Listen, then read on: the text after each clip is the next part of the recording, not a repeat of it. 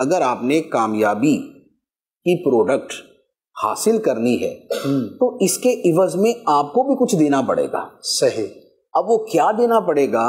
وہ اس کامیابی کی نوعیت پہ ہے کہ آپ کیسی کامیابی حاصل کر رہے ہیں. آخرت کی کامیابی کے لیے آپ کو کچھ دنیا قربان کرنی پڑے گی. صحیح. ٹھیک ہے. پیسوں کی کامیابی کے لیے آپ کو کچھ وقت قربان کرنا پڑے گا. اچھا، اسی طرح کو عہدہ اور منصب پانے کے لیے آپ کو اس اعتبار سے اپنے آپ کو مشقت میں ڈالنا پڑے گا.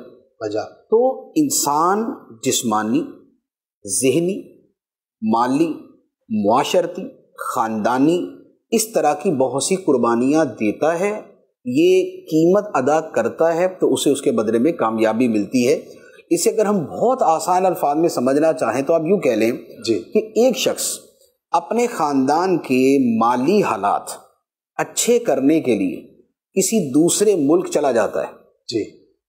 وہاں جا کے وہ کماتا ہے، محنت کرتا ہے، وہ اپنے پیچھے پہلے اس کا کرائے کا گھر تھا، اب اس کا ایک ذاتی گھر ہو جاتا ہے. پہلے چھوٹا گھر تھا، اب بڑا گھر ہو جاتا ہے.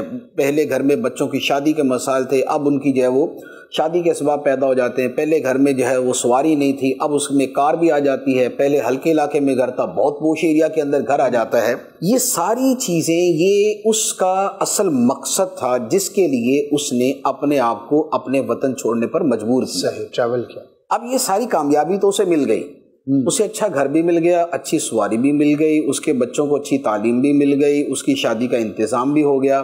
یہ جتنے نتائج اور جتنے مقاصد اور جتنے اہداف تھے وہ اسے حاصل ہو گئے. یہ ہے اس کی کامیابی. بے شک. لیکن اس کے بدلے میں اس نے کیا دیا؟ اس کے بدلے میں اس نے ایک قیمت ادا کی ہے. اس نے اپنا وطن چھوڑا، اس نے اپنا شہر چھوڑا، اس نے اپنے دوست چھوڑے، اس نے اپنی فیملی چھوڑی، اس نے اپنے جتنے بھی دوستوں کی گیدرنگ اور ایک انسیت اور ایک اپنائیت کی زندگی تھی اسے چھوڑا. اس نے پردیس کاٹا، اجنبی لوگوں کے درمیان اپنے آپ کو سروائیو کیا. وہاں جا کے اس نے بہت زیادہ محنت بھی کی. تو اب یہ جتنی چیزیں ہیں یہ قیمت کہلائیں گی اس کامیابی کی. صحیح. جو کامیابی اس نے حاصل کی ہے. تو جیسے بیرون ملک جانے والا ایک شخص اگر مالی اعتبار سے بہت سی کامیابیاں حاصل کرتا ہے تو اس کے ساتھ پھر وہ بہت سی قربانیاں بھی دے رہا ہوتا ہے اور یہ قربانیاں اس کی قیمت کہلاتی ہیں. یہی معاملہ آپ طالب علم کا لے لیں. ایک طالب علم جو ہے وہ لاہور سے کراچی پڑھنے کے لیے آتا ہے. اسے جامعۃ المدینہ میں آیا. یہاں پر وہ اس لیے آیا کہ اسے یہاں پر کچھ اس کے اہداف تھے. اہداف کیا تھے؟ یا پیر و مرشد یہاں ہوتے ہیں، ان کی زیارت بھی ہو جائے گی، ملاقات کا بھی کبھی کبھار موقع مل جائے گا. یہاں پر بڑے بڑے ذمہ داران ہیں، ان کے ساتھ بیٹھنا بھی مل جائے گا. یہاں کچھ معروف علماء ہیں، ان کی صحبت بھی مل جائے گی. یہاں کا ایک انٹرنیشنل انوائرمنٹ ہے تو اس کو دیکھنے کا موقع بھی ملے گا. دنیا بھر سے لوگ آتے ہیں، ان سے ایک لرننگ بھی ہو جائے گی. بڑے بڑے ایونٹ یہاں منعقد ہوتے ہیں، ان میں شرکت ہوگی. بہت سے لوگوں کے پاس بیٹھنے کا موقع ملتا ہے، اسے ویژن بڑا ہوگا.